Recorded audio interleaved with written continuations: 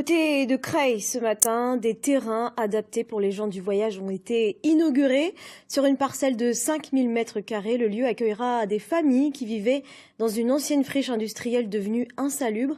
Et autre nouveauté, on y trouve aussi des bungalows pour se sédentariser. Sophie Picard et Najib Benguezala. Des années que les gens du voyage de Creil attendaient ce terrain avec 15 places individuelles pour y mettre leur caravane ou leur camping-car.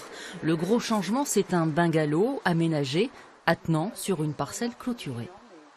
Moi, je vis ici avec mes 6 enfants, mon mari et moi. Donc j'ai une caravane pour moi vivre, une pour mes enfants.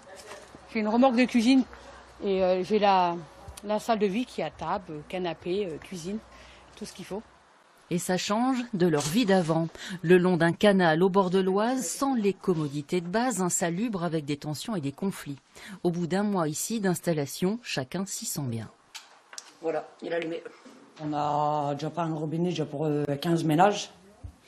On a déjà moins les toilettes qu'avant on n'avait pas les toilettes.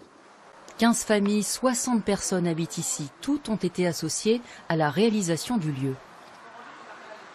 C'est un habitat très particulier qui est entièrement adapté au public dit des gens du voyage. En fait, on respecte totalement leur mode de vie et surtout un grand emplacement sur lequel ils peuvent maintenir une ou deux caravanes. La caravane leur servant toujours de chambre à coucher parce que ce sont avant tout aussi des voyageurs. Un site qui respecte aussi le dernier décret émis par le Conseil d'État en matière d'accueil des gens du voyage. En les déménageant, nous devions respecter leur humanité, c'est-à-dire ce qu'ils voulaient comme style de vie.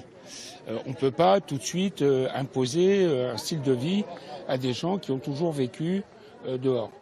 Les familles payent un loyer de 210 €.